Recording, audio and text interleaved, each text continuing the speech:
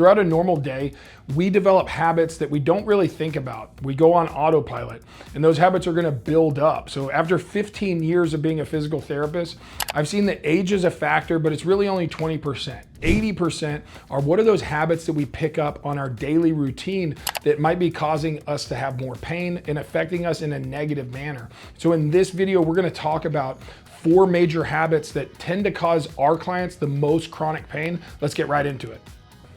Habit number 1 is how do we pick things up? So normal, energy efficient way to pick something up is bending over right here. So, and we all do it. We all go on autopilot and we go to pick something up and we just bend through our back. The problem with that is that we're overworking, we're irritating those areas, the joints in our back, and it's also the muscles. Our back extensors start to get tight, but we create a hypermobility. We move too much through our lumbar spine.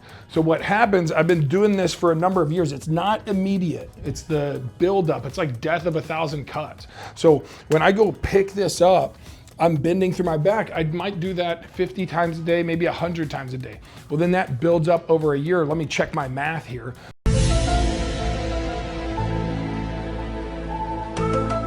So if I do it 30 days, that's 3,000 times at 100 times a day, right? So then 300,000 times with the math, right? So I can't do math that fast, but it builds up over time. And what we see with our clients, it's like 5 years of doing something or changing that movement pattern. They are beating up on their back. That becomes a problem. So now you have back pain, or this, we'll call him Bill.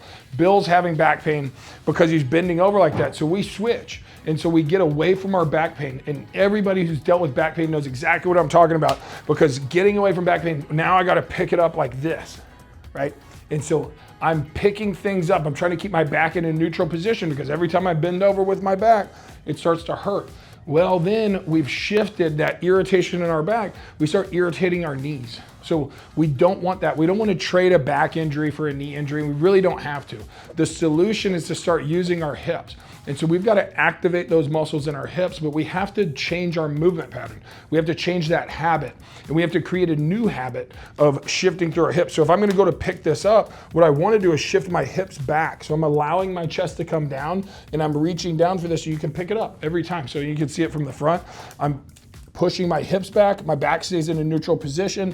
I'm driving, I push my knees, my femurs, so that my hips can get down if I have a big belly. So I'll get my belly going. I need a little bit of space, so I might push on the outsides of my feet to be able to get down. But I've got to change that movement pattern and that habit so that I'm not tweaking my back or tweaking my knees.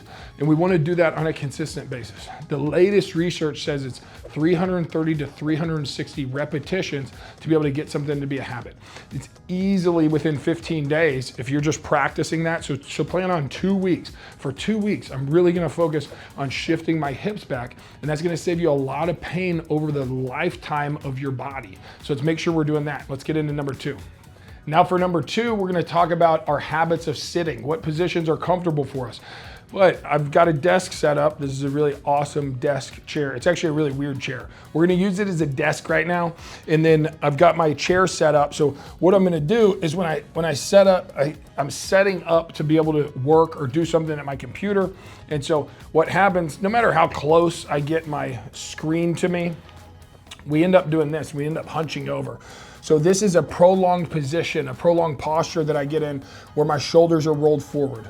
Now, another thing that we do is we sit on our phone. So if you're watching this video on your phone, don't turn it off. Just because we're looking at our phone right here doesn't mean we should turn this off, because it's really valuable information. It's likely more valuable than anything else you've looked at, because we're gonna be identifying the negatives. This is a major thing to talk about, is like, if we do a bunch of positive things, let's say 7 of them, but we do 3 major negative things, what's gonna make a bigger impact? If we take away those 3 negatives, or if we add 7 positives, because that we're not balancing the scales. We're getting them rebalanced in the wrong direction. Taking away negative things is gonna make a bigger impact on your pain and get you feeling better faster than doing more positive stuff. And you also only have so much time in the day. Let's not overcomplicate it. Make sure we're getting solutions that are actually gonna work. A thing that I hear often, and when we talk about sitting position, when somebody's having a neck and shoulder problem, is they say, well, I have a standing desk. I can't adjust this makeshift desk that I did, but I will tell you that I have a standing desk. Everybody I know with a standing desk, we all do the same thing. We get up and we get into a good posture. Our legs are lengthened, but we all end up doing this because the screen is in front of us. So we're working in this position. It doesn't fix our upper body posture. So we have a tool that we're gonna show you that really helps with that. We use it 30 minutes a day. Let me go grab it. Okay, here's the tool. So it's kind of like a corset, as Blair said.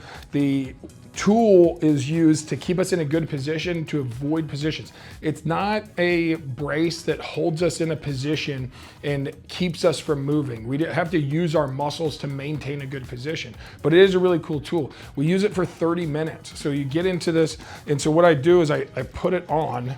It's a posture brace.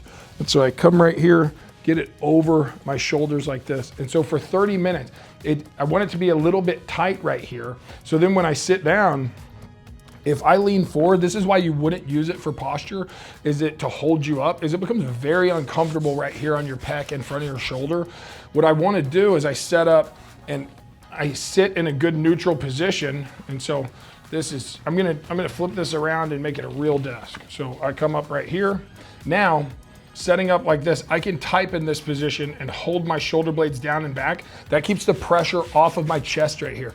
It's gonna keep me from getting irritated. Within 5 minutes, we start going on autopilot, we start hunching, getting closer to the computer, then it starts to cause us irritation, so it'll remind us to get back. That's why I say just do it for 30 minutes and build your way up. You might wanna wear it for an hour in some time, but right now 30 minutes is absolutely what we wanna test it at. Take it off in 20 minutes if it's causing you too many problems. So that's number 2. Now let's get into number 3. Bad habit number 3 is following random influencers, and we see this so much. So following non-professionals for guidance on pain problems. You can find somebody good that is working with exercise techniques, but when you have a pain problem, you want a professional that actually works with people in pain. A broken clock is right twice a day. So sometimes you'll get a little bit of benefit out of it, but we have clients that are consistently coming in and they'll have 3 major things that they'll say: that they had no change, that they have pain gets a little bit worse, or that a lot of times the advice is to stretch it away. We had an 18-year-old baseball player come in that was stretching for an hour a day just to get warmed up, but he was continuing to have pain. The advice was to stretch. He thought he was stretching his hips and getting hip mobility, but he was stretching his low back. And so it was too loose, it had too much movement, and that was causing him more problems. So we were keeping the problem around, and that was 18 months of that problem. Follow us for videos on exactly what we're doing here in the clinic. We have 6 clinicians. We have over 250 clients that come in on a weekly basis, and we post exactly what we do with our clients that actually works. And leave us a comment, let us know what you want, what information you need. Make sure you hit the bell icon so that you get the information from the videos. So when you suggest a video or recommend or ask for a video, we shoot it for you. It takes about 2 weeks, but hit that bell icon and we'll get you the information that you need. Number 4, bad habit is pushing ourselves too much in the gym or too much with exercises. So too little for too long and too much too fast is the reason why a lot of people have problems. And this is human nature. I'm guilty of it. Everybody up here is guilty of it. So making sure that we're not pushing ourselves too much too fast in a short amount of time is one way that we can keep ourselves from having injuries just continue to stack up. If this wasn't human nature, then I likely wouldn't have a job. But what we do here is help our clients understand what they should be doing on their own so that they don't continue to come back for the same problem. We don't even want to see them for the same problem twice. So a good rule of thumb, if you're going up in an exercise, then every 2 weeks you can make a progression. You can make a progression with time, you can make a progression with frequency, you can make a progression with weight, but we don't want to do all 3 at one time. So when we're making a progression with weight, the next 2 weeks, maybe we'll do frequency. So just following that rule of thumb that progression should happen roughly on a 2-week basis. If you need specific healing times on an injury, our channel it's broken up, it's organized into the nearest joint, so the adjacent joint. So if it's a muscle issue, if it's a joint issue, it's really easy. So we have it organized that way. Now, if you don't find the video that you're looking for, then make sure that you leave a comment and let us know exactly what you want us to go through, and we'll put it on our list of videos to shoot. As always, we'll see you in the next video.